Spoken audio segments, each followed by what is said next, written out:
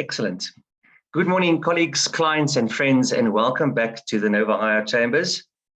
We are discussing LGBTQ plus in the work context, and today I've brought in the heavy guns to come and help us unpack this very interesting topic. You all probably know Jacqueline Azel very well. She is dialing in from Cape Town. Jacqueline, you've got a knack of getting yourself involved in these constitutional matters, don't you? You started your master's with a constitutional topic, and then we unpacked, or you helped us unpack and manage the mandatory vaccinations.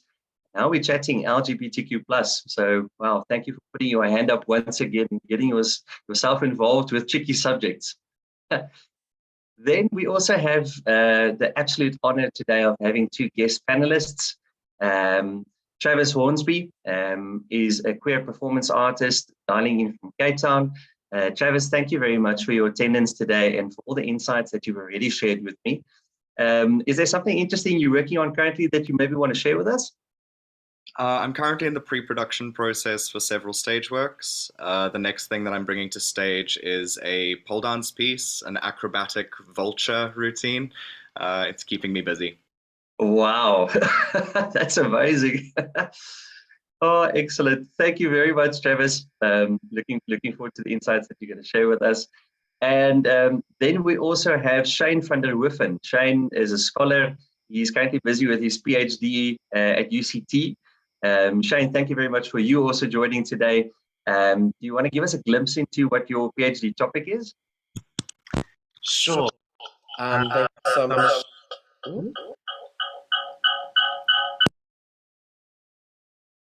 Sorry, is that better? That's perfect. Let's speak like this. So, can everyone hear me? Absolutely perfect. Thanks. So essentially, at its largest, what I work with is philosophy and cultural studies. And I look at the interactions between philosophy and cultural products, so how different ideologies manifest in the things that humans produce. And my PhD, I'm specifically looking at encyclopedias, and I am looking at what it means to be an encyclopedic knower. So when do we think someone can call themselves an encyclopedic knower, and how are those people treated? Wow. Yeah. But then specifically, that is very adjacent to our topic today. The other thing that pulls through is in all my work is I look and I study queerness and gender, and how queerness and gender influences all these different products and ideologies. Oh, that is amazing. I can see Jacqueline's eyes lighting up on her side. Jacqueline, it's time for that PhD one of these days, eh? Absolutely. Really interesting. I think we've got an amazing blend of specialists on this call today, and I think that's exactly what we need. We need a very diverse perspective on this topic, to look at it from all angles. For the audience, we usually take about an hour with these sessions, and we are going to provide a session for questions and answers afterwards. And if you, by any chance, cannot continue the entire session, or if you miss a part due to load shedding or for whatever reasons, please rest assured that we're going to be recording this session, and we'll publish it on our YouTube channel probably in about 2 weeks. So you can just like and subscribe, and then you'll get notified accordingly. So yeah, I want to start with an introduction before I'm going to give over to Jacqueline. It was such an interesting journey just going through the legislation again and doing some research. And upon my studying the Promotion of Equality and Prevention of Unfair Discrimination Act, which was already gazetted in 2000, the preamble was so profound to me, and it reads as follows. It says, the basis for progressively redressing these conditions lies in the Constitution, which amongst others upholds the values of human dignity, equality, freedom, social justice, and a united, non-racial and non-sexist society, and with emphasis where all may flourish. Now, from a business-minded consulting perspective, it's such an interesting topic, this for me. Now, we've got this legislation dating back to 2000, and surely as a company, we would want a work environment where employees can flourish.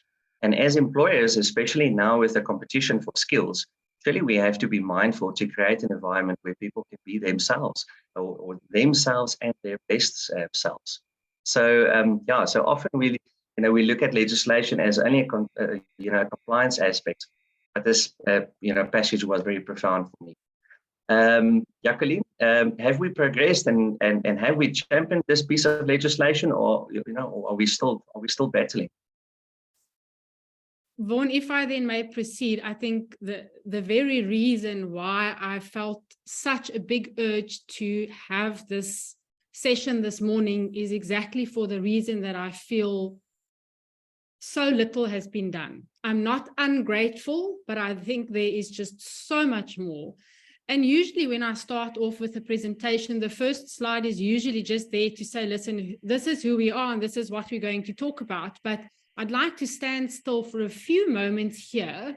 And I'd like to say thank you to everybody who took the time to be with us this morning and to look at that very colorful circle, because I want to use this circle to say, after we've had this discussion today, think back and decide whether we have made progress. Have we made enough progress? So I'd like us to circle back to just saying, recognize the inequality. And then once we're done with this discussion, answer that question for yourself. But yes, in my view, unfortunately, not enough has been done. And if we then say, it's not as simple as, what do I mean by this? I love working with pictures. That's my little bit of a creative side, is to say, we assign gender at birth. And it's either this or it's that. But if we want to really understand this topic, we cannot put people in one of two boxes and force them to be either and build an entire society around that. So currently the Department of Home Affairs only identifies people based on the gender assigned at birth. That's what you'll have in your identity document. And that's also what the employment equity legislation will use. It's either this box or that box. And what you were assigned at birth, almost you don't have a choice about that, which is not what we want if we want to progress with correcting and embracing the LGBTQ plus community and what they endure.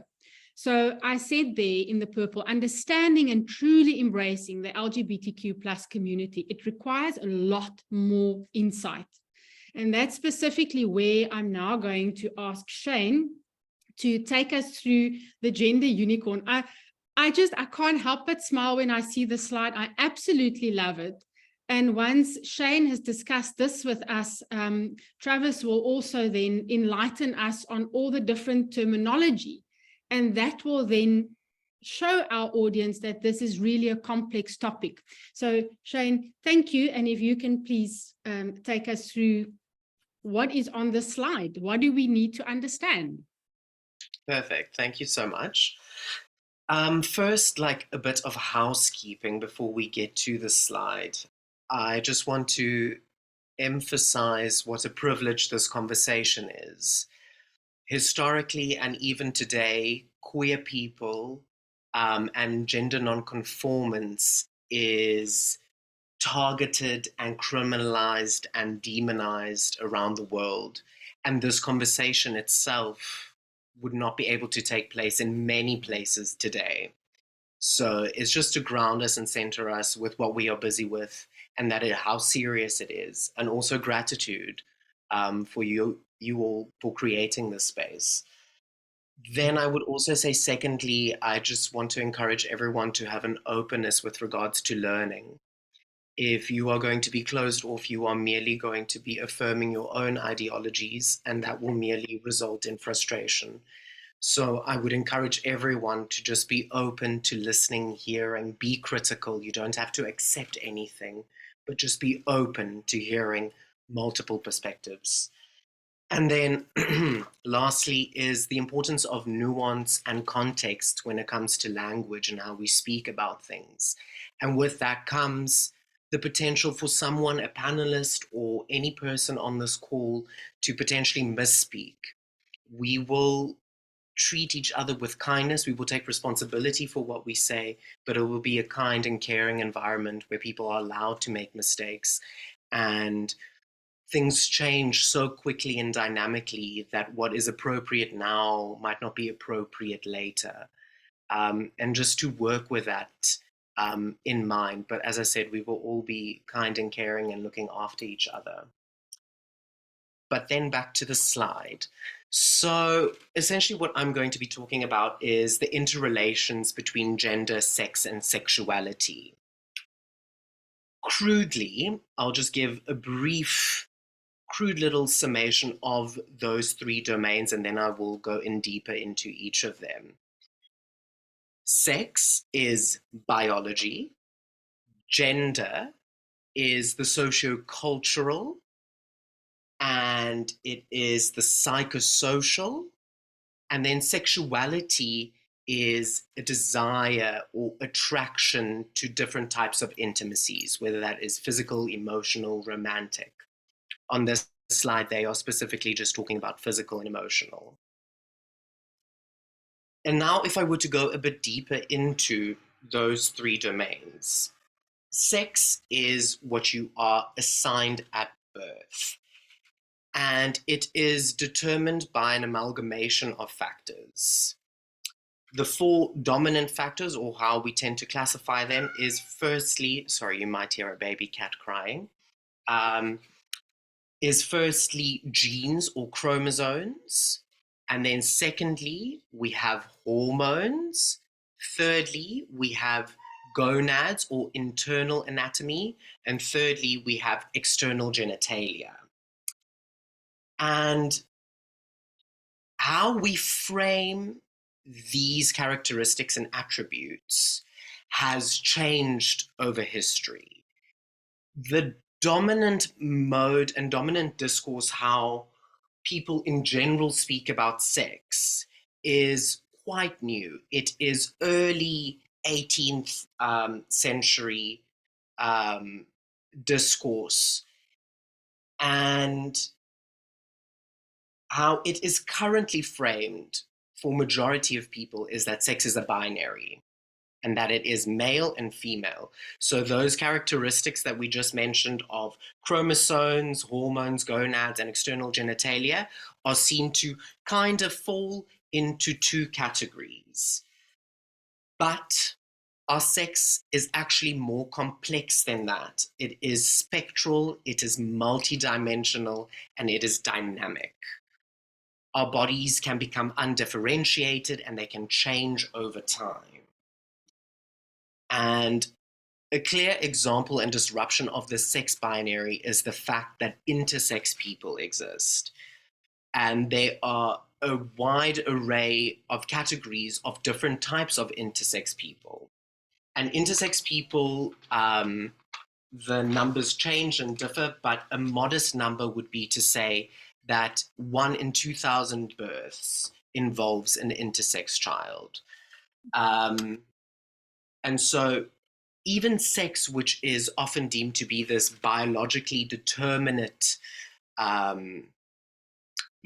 aspect of life, is when we peek at it and we are a little bit more scientifically critical of what sex involves, it is way queerer than just the idea of males and females. Now, if we move on to gender, gender is the cultural add-ons and extensions of sex. It is what different bodies are expected to do or then enforced to do.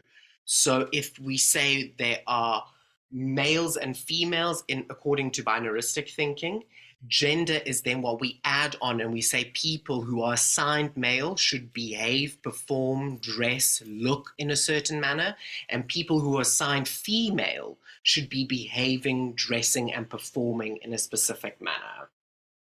And because this is socio-cultural, it differs from place to place and from time to time. Even within a singular culture across history, these gender categories will change, and what it means to be belonging to or performing a specific gender category is also constantly changing. Around us, we see a lot of emphasizing, producing, and enforcing of dichotomous gender roles, to be a man or to be a woman. It is so deeply, centrally, and intricately embedded in various aspects of our cultures that it infiltrates and it influences our beliefs, our habits, our desires, and our understandings. The way that gender systems work is so powerful and potent that they appear natural to us. They appear self-evident or common sense. They become essentially, and here's an important phrase, second nature, to the extent where they require little attention. And this is exactly why we need to be paying attention to gender, is because majority people perceive it to be so natural to them, and they have not yet interrogated how these cultural systems have been added on top of their bodies, and that there's perhaps no logical reasoning why we have certain prescriptions for certain bodies. There's, of course, historical and political motivation as to why these structures were created in the first place.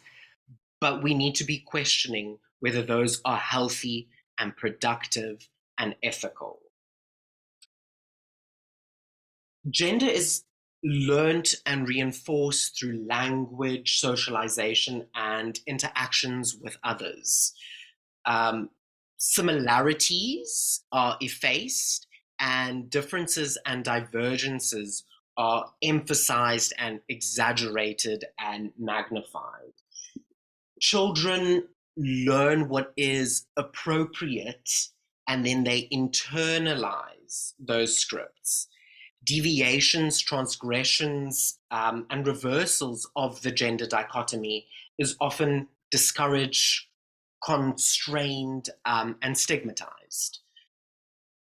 If we now move on to the third domain, so we've had sex and gender, and we've said that gender is everything that gets added on top of our bodies. It is the fact that we see nappies and toothbrushes and razors and birthday cards and toys are all segmented, colors, prescriptions for who's allowed to have hair, where and where not. All these things that get added on top of our bodies. So that's the relationship between gender and sex. And then we have sexuality, which is an attraction or desire for different types of intimacies. It can be physical, it can be emotional, can be romantic. Different terms are used. And it's about desire and attraction that results sometimes in behaviors and actions. But we'll see now that it's also important that there is a difference between just the desire and the actual actions and behaviors. So the interconnections between sex and gender and sexuality, which will also become more prevalent or prominent, during our discussions, can be seen essentially in the fact that if we take human behavior, results from unique, complex, and interactive processes. Queerphobia, homophobia, transphobia is not necessarily directly in reaction to sexual practices. When we see a lot of queerphobia happening, it is in relation to gender expression. It is about an expected or associated practice and sexuality that comes with a certain gender expression. How we dress and present ourselves functions as signals and signifiers of our sexuality. And this might bring us back to why this conversation is important for the workplace. It is not that queer sexualities are being exhibited at workplaces. It is the fact that our gender expressions, how we present, behave, move, speak, the languages we use, are related to expectations with regards to sexuality. And I think that's a nice link for us to go on to the next slide. Thank you so much. Travis, if you can perhaps enlighten us. Thank you so much, Shane. That was extremely informative. I think I'll have to almost myself listen to this again to digest. There's a lot there.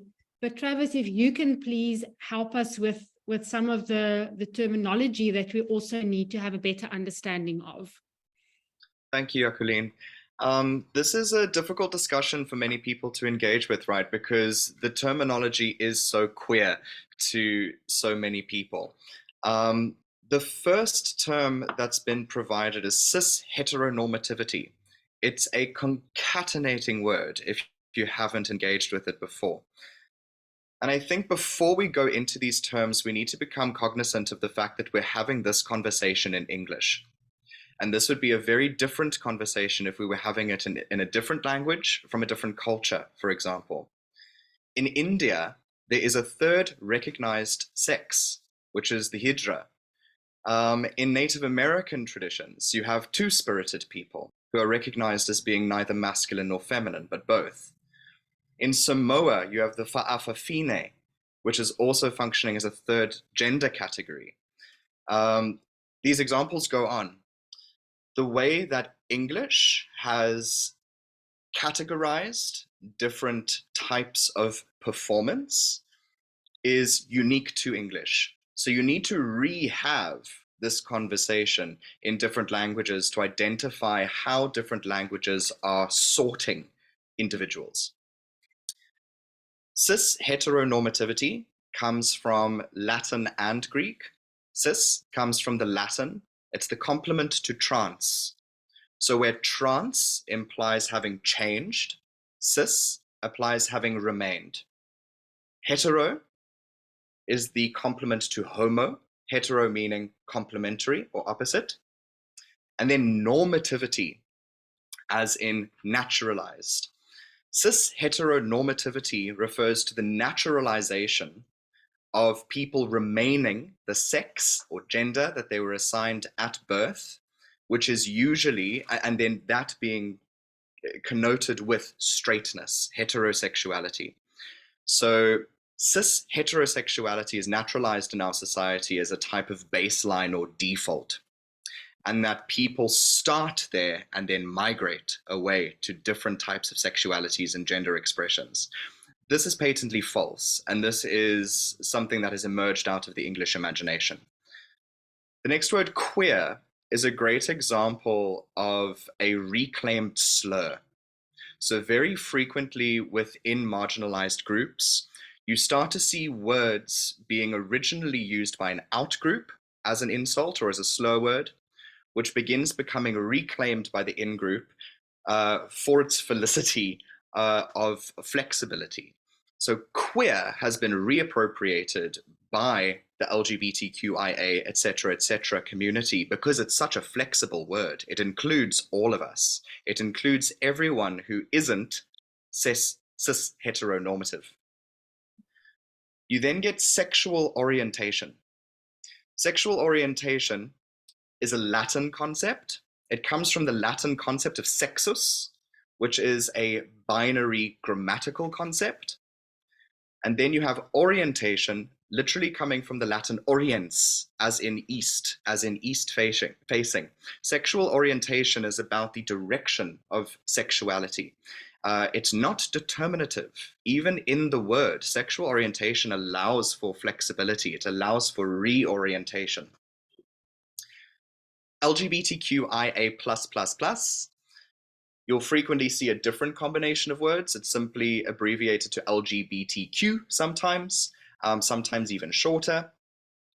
It began as GBL, I believe, meaning gay, bisexual, and lesbian.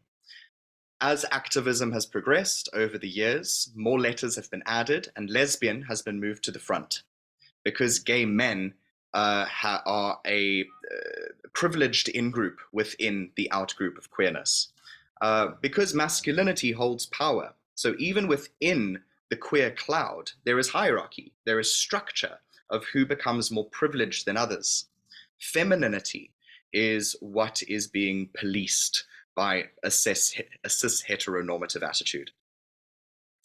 LGBTQIA+, as it's currently stands for lesbian, gay, bisexual, transgendered or transsexual, depending on which term is being referred to, queer or questioning as in individuals who haven't chosen an identity yet, or might be identifying as cis heteronormative or straight or whichever other identity is being chosen. Questioning is included in queerness. Asexual, individuals who do not associate with sexuality or sometimes associate with sexuality, plus, because there's room for growth. You have other identities such as demisexuals, polysexuals, which start to become added to the group as well. Your gender identity is another fascinating topic which we've inherited from the French. Gender comes from the French genre, as in type or mode, and it specifically enters English as a grammatic concept, specifically referring to grammatical gender, before gender becomes appropriated by academics and scholars looking for a way to describe the performance of sexed bodies. So gender identity is seen in distinguishment from sex, where Shane has, I think, beautifully unpacked the difference between gender being a cultural concept and sex being a materialistic, biologically expressive concept. Homophobia is a term that first entered the English language in the 1960s only. It's a fairly recent term. That was coined by a Dr. John Money, a psychiatrist who was investigating intersex people and their experiences in society. He used homophobia as a diagnosis for society at large in their abject treatment of queer people, specifically intersex in his study. Phobia is interesting, that it's seen as a fear. It's not seen as a hatred. It's seen as an unwillingness to engage with. It's not seen as a warfare against. Phobia implies that there's this unwillingness to even think about queer topics. And then transphobia is a later evolution of homophobia. From homophobia, transgenderism is a much more recent topic. Before, if you think only 10 years ago, we were referring to transgendered people with such insulting words as cross-dressers, which 10 years ago would have been on mainstream television. These are things that have permeated our media and are changing very rapidly. So it's understandable that there's so much kickback and there is so much fear with engaging with this topic, because you don't want to offend people, right? You want to be using language that is inclusive as opposed to exclusive, and you want to be speaking with love. So how do we do that? How do we speak lovingly, and how do we speak with inclusive language, even using terminology that can seem so alien and so unfamiliar and so difficult to deal with? How do we do so lovingly? A safe one in English is to be mindful of pronoun use, is to be mindful of the fact that he, she, and they are 3 commonly available singular person pronouns. Referring to a singular individual as they go to the shop, singular, is very acceptable grammatically. And it might be a bit strange for the mind to adjust to once we start referring to individuals as gender neutral, but it really changes the way that you paint individuals that you encounter. You no longer ascribe to them certain gender expectations and norms. You're no longer expecting them to behave in a certain way. It opens up your interactions with the world. It makes your interactions more flexible. as opposed to prescribing. And then, of course, respecting pronoun choice. Gender emerges as an intersocial thing, right? To be a woman is a social interaction. So therefore, if someone asks to be referred to as she, refer to her as she.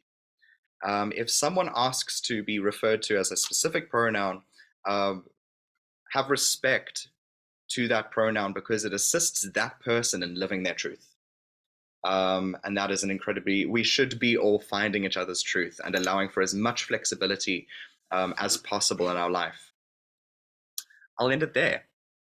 Oh, fantastic. Thank you so much, Travis. That was highly, highly informative as well. And again, I'll have to go and think. Vaughan, did you want to add something before I move along? Yeah, I'm doing what our values say is, I'm putting myself in my client's shoes now this morning, and I'm thinking the poor guy that's or person that started a Chelly door business or small manufacturing business, I can anticipate might feel extremely overwhelmed at this moment. We're seeing things that we've never read before. I mean, even us as scholars in this industry feel almost like intimidated and think, wow, I don't know anything about this. How do we manage that? How do we keep our clients and colleagues and attendees that are on this call? How do we keep them calm and to say, listen, this is what it is, or make it less intimidating?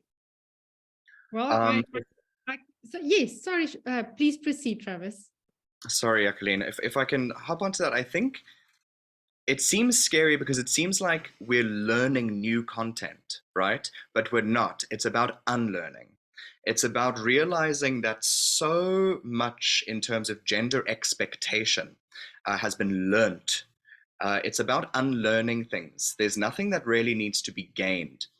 Terminology that might sound scary, like cis heteronormativity, is not going to be used by the average person. It doesn't come up in average conversation unless you're really thinking about these matters. The things that really do come up in conversation are the simple terms: man, woman. As long as we can complexify the way that we are relating to those simple terms, we've done our job. As long as we're thinking a little bit about the language and not simply saying man, woman, we've done our job. In another sense, what's actually also happening is a simplification. It is, instead of needing to go to a binary, you can just use a universally inclusive term. So instead of trying to constantly assess whether you are talking to a man or a woman, you are talking to a person. Yeah. Instead of like being potentially offensive by heing or sheing the wrong person, if you say they, them, welcome everybody, instead of ladies and gentlemen. If you use the inclusive term, you're actually making your life easier, because you just then open yourself up to that person being able to affirm to you, I'm actually this, or I'm actually that, or identify with this term and that term. But in many senses, it's actually just a simplification, and it's just stop projecting your expectations onto other bodies, and allow people to express themselves. Absolutely. And is it also an element of, Travis, you said something so profound now as well. It's unlearning certain automatic type of phrases or mannerisms, we've used. Does it qualify as an employer if you show interest and actively trying to pursue and to change, instead of seeing it like a questionnaire where you have to get it right or it's wrong? Is it that intention that I want to learn and I want to include and I want to change and understand, more so than I have to get it absolutely right every time, or else I'm going to be in trouble? Queer people are highly cognizant of what's happening in social interactions with non-queer people or non-queer identifying people.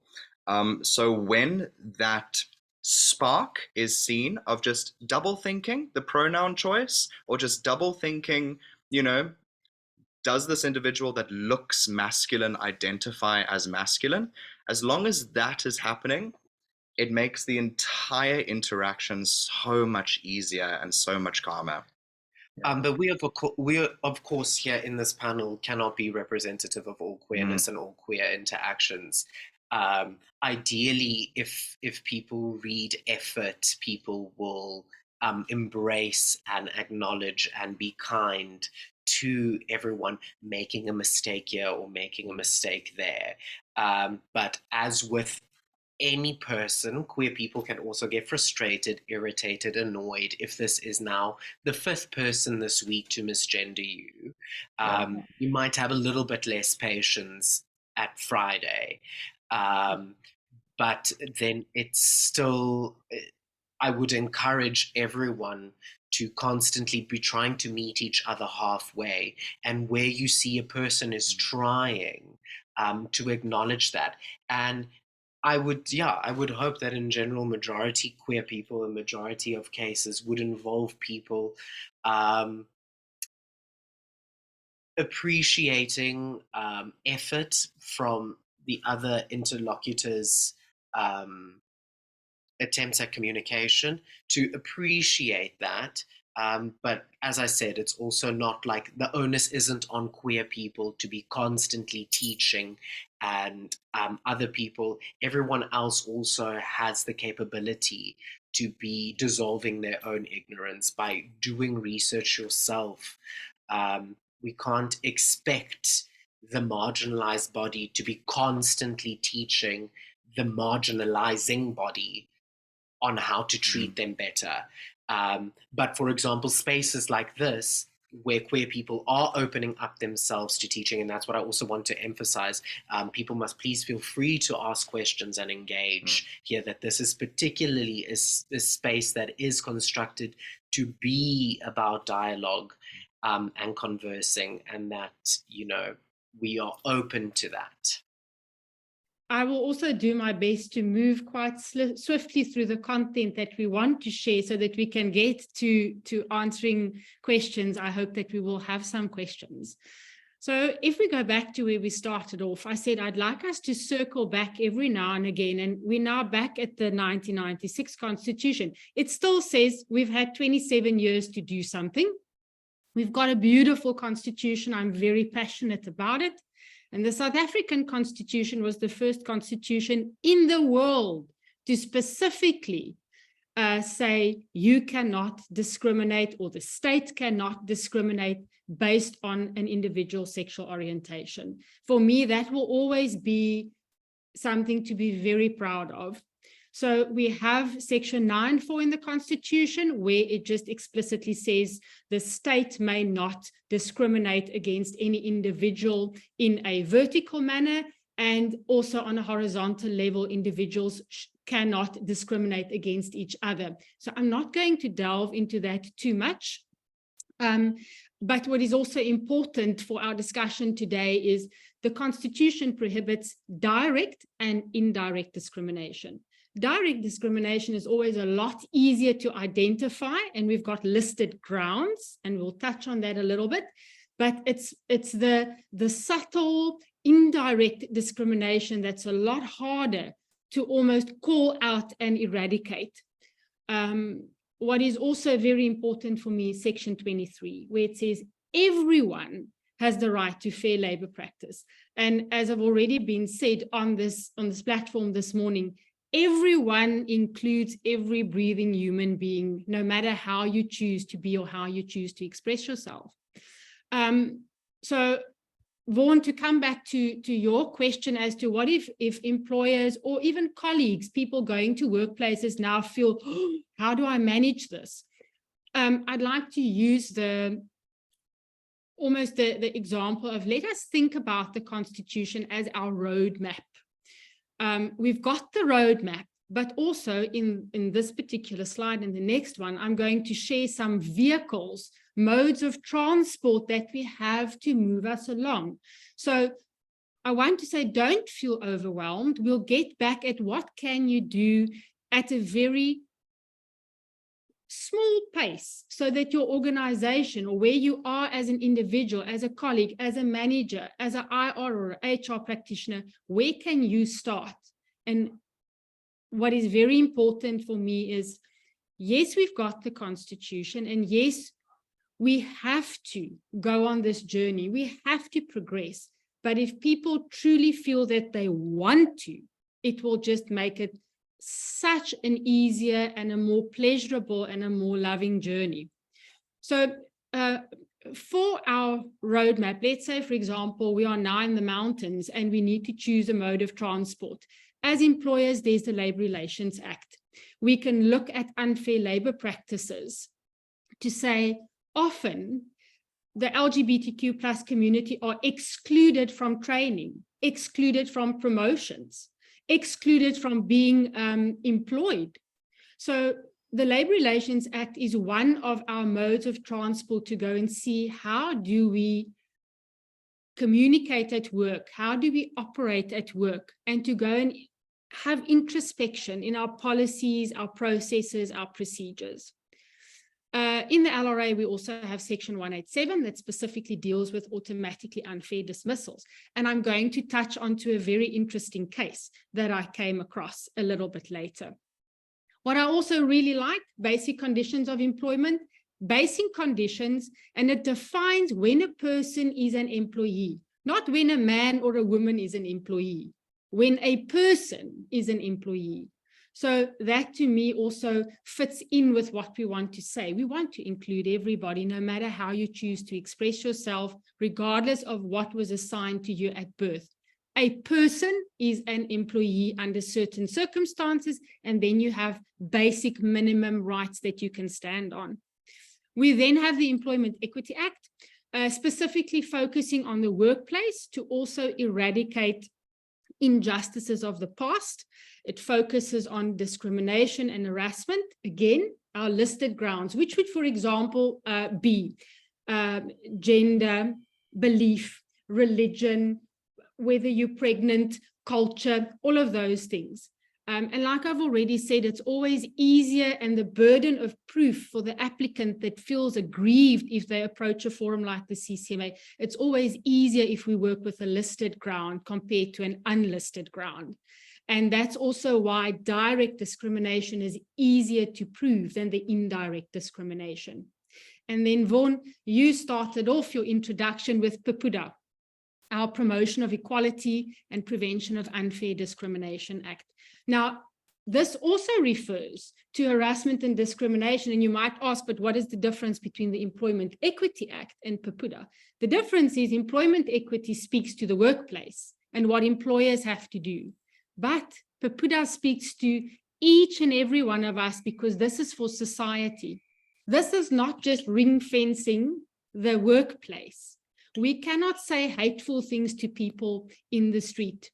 So employment equity gives protection in the workplace, and PPUDA gives protection no matter where we operate in society.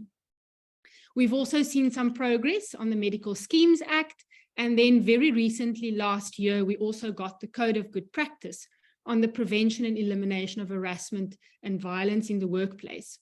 And from what I've experienced just in the last 2-3 years, individuals in the LGBTQ plus community often suffer in the workplace. Harassment, violence, homophobic jokes, exclusion. So that is why, as a panel, we felt we really want to have this conversation this morning to create awareness. Like Shane also said, an openness to engage and an openness to think beyond what we are just taught from the moment we're aware of what is going on around us as young children. On a broader front, the National Coalition for Gay and Lesbian Equality has also made progress. They've worked hard. That is, I could find a lot of text on what they've done in the journey in this 27 to 30 years for the recognition of same-sex marriages, to afford same-sex couples to adopt, and also to have the same medical benefits that what we know as traditional couples would always have had. this organization had to fight long and hard to make this possible for individuals who choose to express themselves differently. You'll see the heading, it says, in law, ignorance is not a defense. So just to use a quick example, if I, for example, cook a large supper tonight and I'm thinking, oh, tomorrow night I don't have to cook, there's enough for tomorrow evening. But if I don't explicitly tell the children, listen, this is not tomorrow's lunch, and they then eat it, they just can say, oh, sorry, we didn't know. That's fine in other spheres of life to not know. But unfortunately, we've got this roadmap, the Constitution. Fortunately, we've got an obligation to learn. And that is why employers and employees, we need to educate ourselves and we need to know what is acceptable and what is not acceptable. We have that obligation. We cannot just say, oh, ons het nie geweet nie. That will not suffice in law. So to really free workplaces from these hateful and upsetting behaviors, we need to learn and we need to open ourselves up and then to use the tools we have for this journey. Now, you might wonder why I'm going to refer to some of the American statistics. It's because there's a lot of data there and a lot more has been written. And I'm sure that what is experienced in America, we probably experience even in bigger numbers and worse. So what we see in the USA is that large corporations have done a lot to support the LGBTQ plus community. So they will give funding and they will put up their banners and they'll do sponsorships.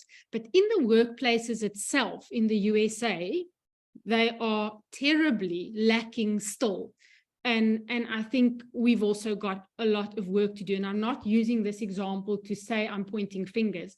I'm using these examples to show what we need to understand to know how big the task it is that we have at hand. We've got a very big task at hand.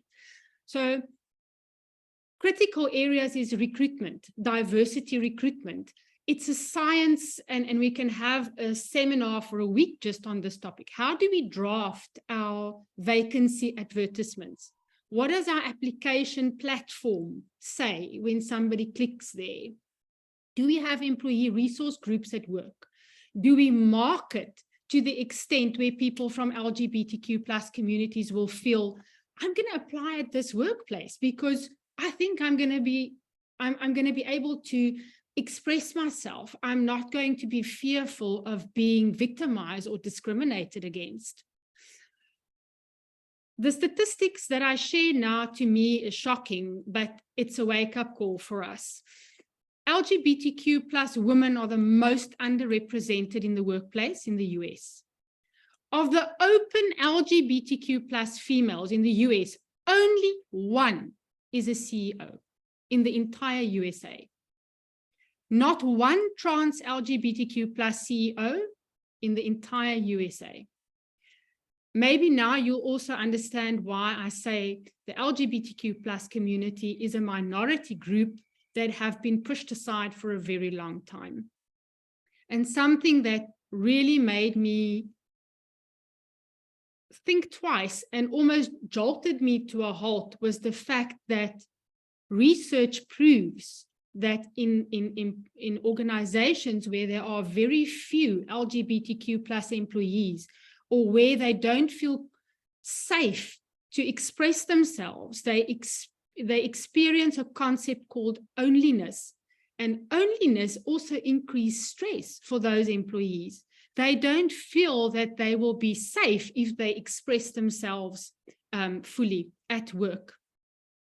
I would want to just take a few moments to share something beautiful, because we also work with amazing clients. We've got a large corporate and they are extremely supportive and make huge efforts to make the LGBTQ plus employees feel welcome, to the extent where and an individual that I worked with in this company, he comes from a very conservative home, and he will leave home, as Shane and Travis explained, as is expected of a man in his culture. Then once he arrives at work, he'll apply some makeup, he'll do his hair a bit more feminine, and he'll wear some jewelry. So this workplace is so safe for him that he can actually leave his home, come to work, bring the whole self to work. And unfortunately, and it's so sad, but before this individual goes home, he has to slip back into that little box where his family wants him to be. And I can only imagine how very traumatizing that must be on a daily basis, to be who you not really feel you are. What we then also see is because of people's sexual orientation, people sometimes or often don't get access to job opportunities. And this is the one case that I wanted to share with you. In South Africa, we don't have a lot of case law, which tells me, if we go back and circle back and say, have we progressed enough? Personally, I don't think we have, but you answer that question for yourself. This applicant applied for a job. He fitted the spec perfectly. The applicant was interviewed successfully. The employer offered the applicant a contract, and the applicant accepted, which then turned the applicant into an employee. And shortly after signing the contract, the employee then communicated to the employer that there is the intention to undergo transgendering surgery. And the employer very quickly after that discussion informed the employee that they no longer require this individual's services.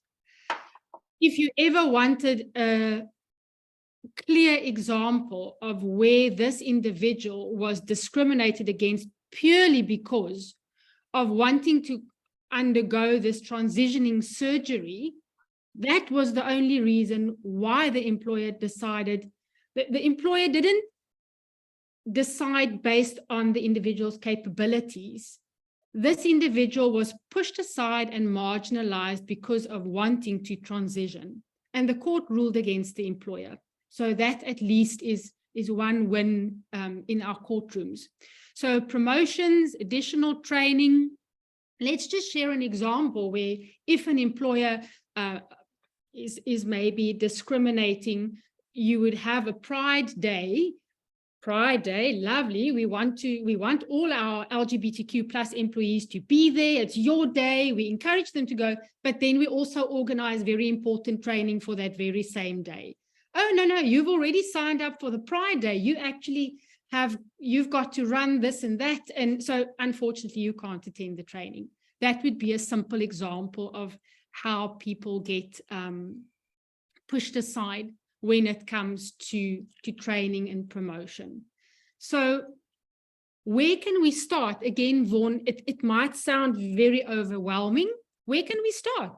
Gender neutral cloakrooms.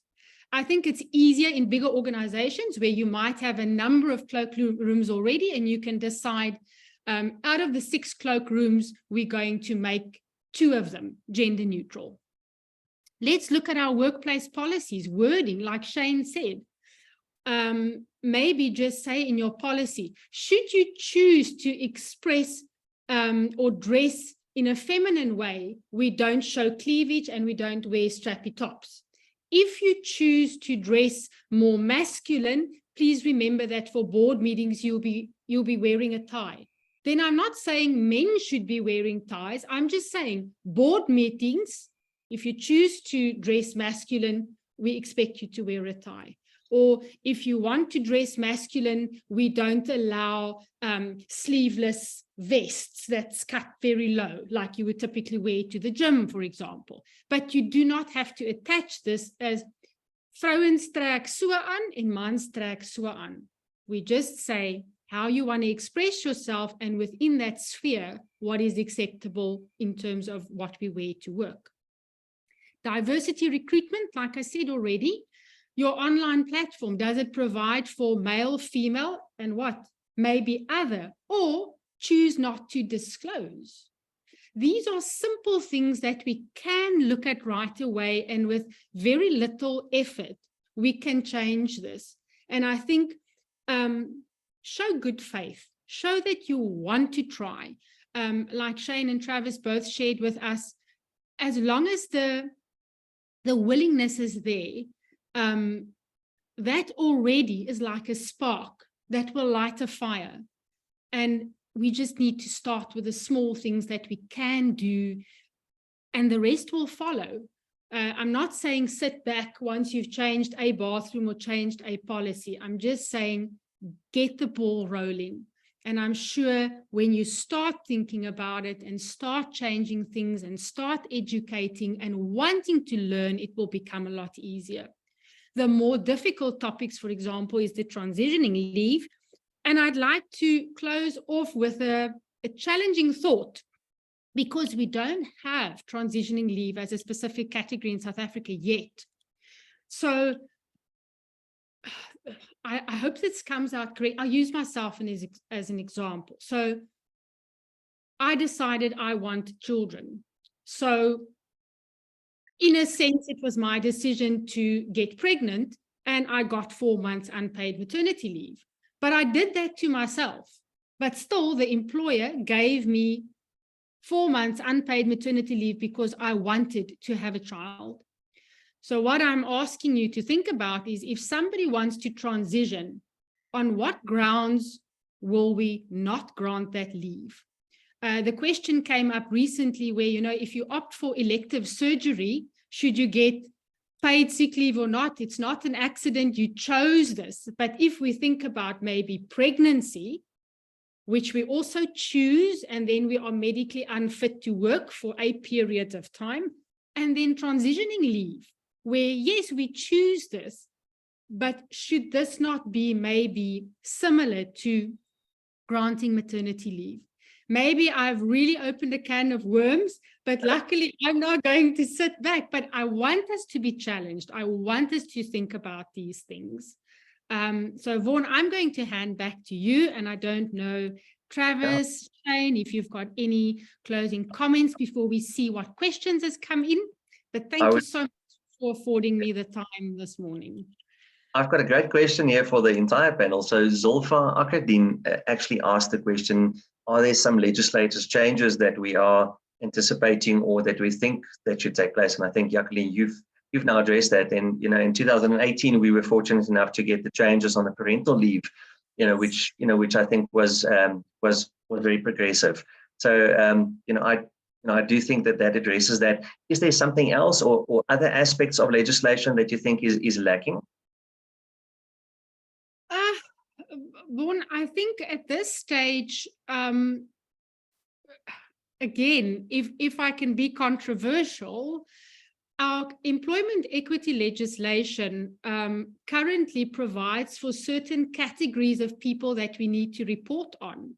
But if the LGBTQ plus community is also a minority group, why don't we include that in our employment equity scorecard? I know it might be difficult because it will be a long time for some individuals to feel safe enough to actually say, I'm part of a minority group, I'm open about how I express myself. So it might be difficult to know how many LGBTQ plus employees we have, because a lot of these individuals don't feel safe to bring the whole self to work.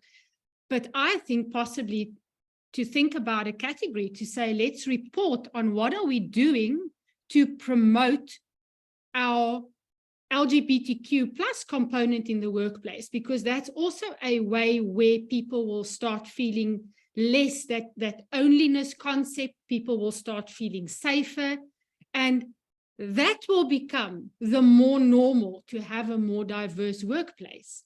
Like Shane and Travis said, we need to unlearn what we think is normal. And so I would say maybe in a couple of years, there'll be something else to report on in terms of employment equity.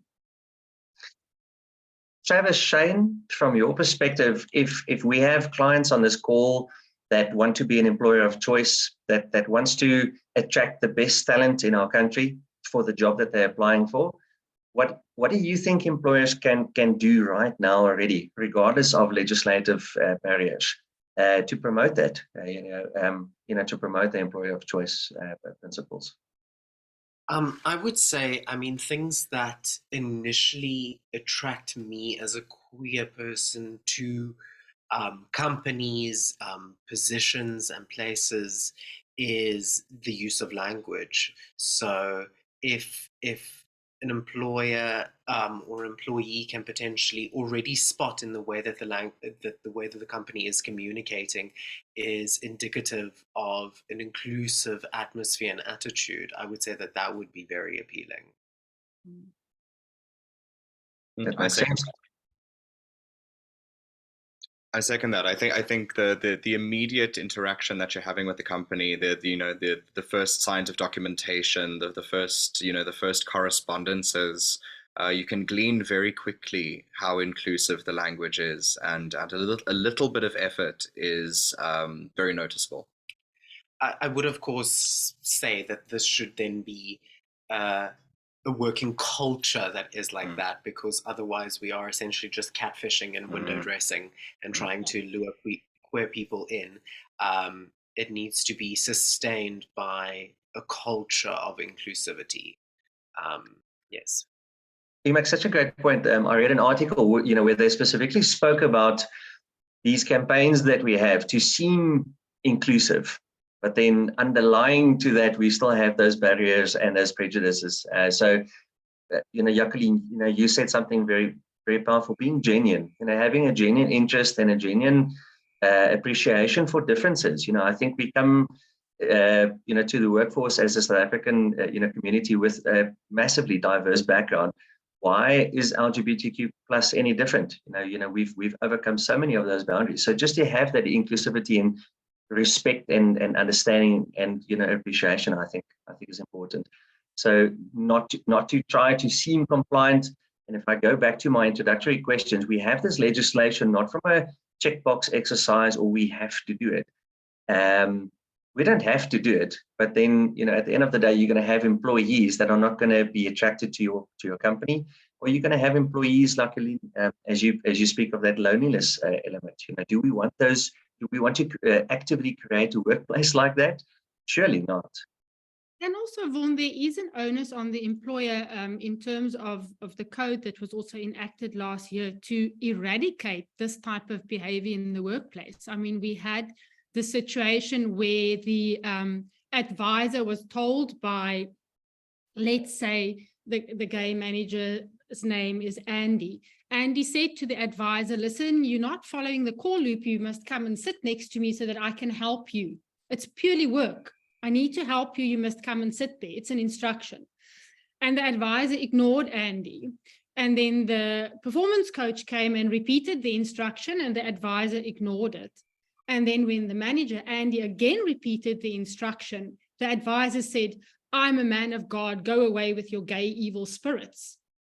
And those things we cannot allow. There's an obligation on employers to act against that type of behavior. So yes, we're not obliged to move at a specific pace where we report every year, like with employment equity, but there is to a large extent an onus on the employer to create awareness and to eradicate. And I think if we also come back to now what you said, Shane, the diversity recruitment is a highly interesting concept where, like you said, the language, what does the application platform look like? What questions are asked in the interviews, for example? Those type of things will make it inviting for people. But then, like you said, Vaughan and Shane, it's not window dressing. Travis, it needs to be genuine.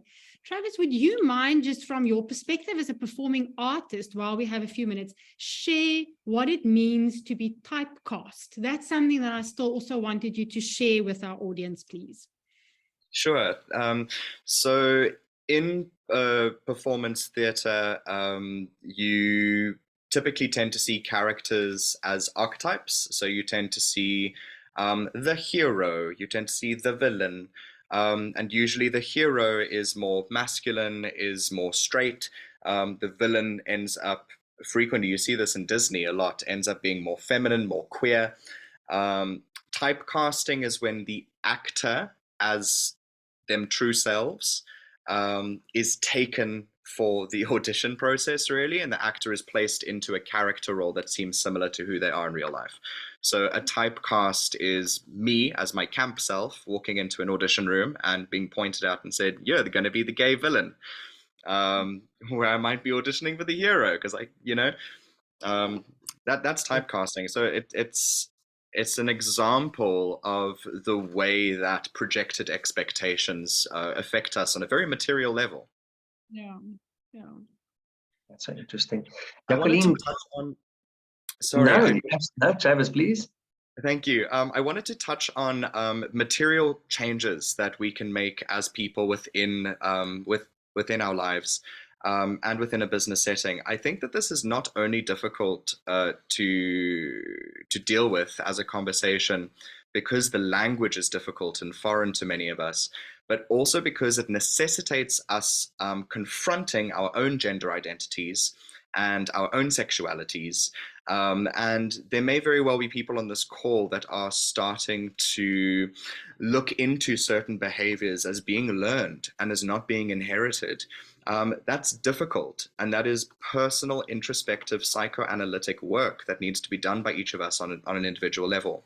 And that is scary, but if that path is ventured down, it's rewarding on an individual level for each and every one of us, especially if that's just affirming to how we do behave in a way. If we are masculine presenting, masculine behaving, and assigned male at birth, that's something that should still be scrutinized and be made fully conscious of. Resolve where there might be feminine aspects of one's personality, vice versa, wherever one lands on the gender spectrum. So we make the world better for all of us if we're all having these conversations with ourselves. Confront your gender, confront how it is that you perform naturally. I think this is why you see so much queerness within performance as a space. Performers are acutely aware of how they are moving in terms of gesticulation, how their face is being held. Performers are aware of this. So you see a lot of performers expressing, I would say, statistically, a higher rate of queerness than other people in society. Artists, people who are engaging with these subtleties of human expression tend to be a little queerer because they've resolved those aspects of their personality. Wow. Yeah, that as well. Sure. Such an interesting insight, just bringing us into your world and just to how you see things. It's really absolutely amazing. Cornell Stapelberg asks a difficult question. She says, in terms of employment equity reporting, Jacqueline, I think you already addressed that in your first slide as well. How do we report LGBTQ elements on our equity scorecards? Our legislation doesn't provide for that yet. Well, that's exactly what I said when the question was posed, what legislation would we potentially want to see? So exactly for that reason is why I'm saying, as a minority group, no provision is made for that yet. And as much as we don't want employers to be forced down this road, sometimes we're also only going to, it's almost like you stayed your 3 nights at the guest house, you haven't arranged for a 4th night, so then the guest house is going to say, listen, you're now overstaying, you're welcome. You've got to move a little bit, we've got a checkout time, you've now got to move a little bit. So yes, I would want to see legislation applying a little bit of pressure on employers, because otherwise some people will just stay in that guest house forever and they won't go anywhere because it's convenient, because it's what we know, it's what we feel safe with, it's what we feel comfortable with. And like Travis just said, as long as we don't have to do introspection, the world is vrolijk, so yes, currently the scorecard doesn't provide for that. That's exactly why I use that example to say, to promote this, let's push a little bit in that direction. Let's look at transitioning leave. Like you rightfully said, Vaughan, we already have parental leave where it just says For the person assuming the role of the father, this will be the number of days. For the person assuming the role of the mother, this will be the days. My question on that is, why should there be a distinction? Maybe it's medically necessary for the processes that giving birth takes a toll on the body, but there's a lot that can still be done that we'd like to see on. I just also want to add to that question, because I read the question and I saw the question was giving examples of what the categories are on these forms. And it said, for example, African male and African female. My question would be with regards to these documents is why the necessity to disclose sex? So with African, for example, if the process involves checking, for example, for racial equity, that makes sense to then have people tabulate, this is the amount of this category we have, this is the amount of that category, etc., etc. If the purpose is for ensuring equity and fairness. But for example, needing to specify your sex just seems so inappropriate and unnecessary in so many circumstances. The only places it is generally appropriate for me to be disclosing what is between my legs is in either private or medical instances. It does not make sense that when I buy a ticket to fly somewhere, that I need to specify to the airline what my body looks like.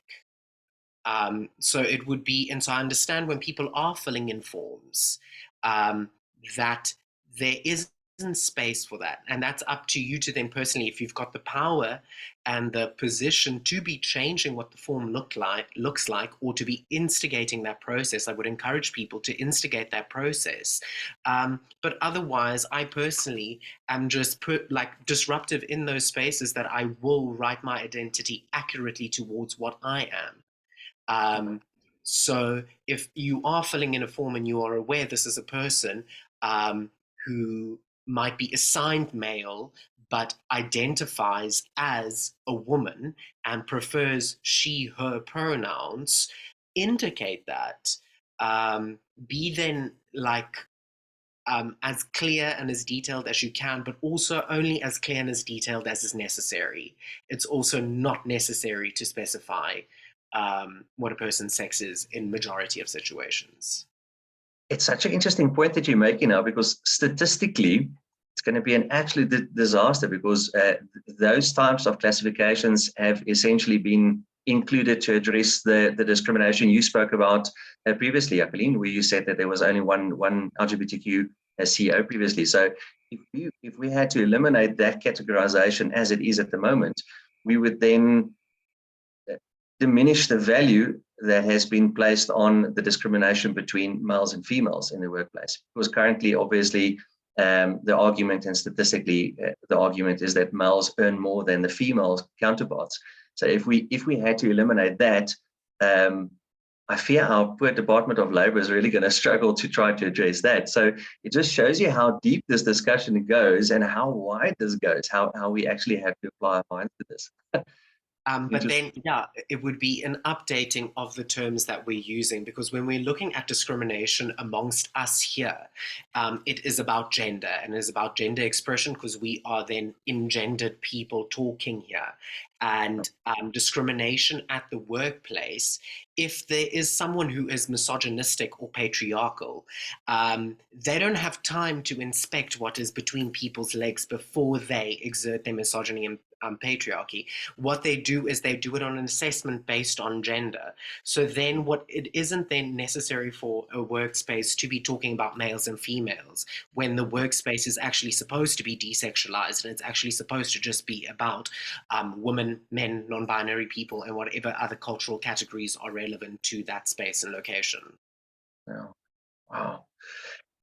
Gee, I almost feel like we needed another hour. I can't believe this time has flown by, and I see we only had those 2 questions at this moment. I probably have a million questions going on through my mind at this moment.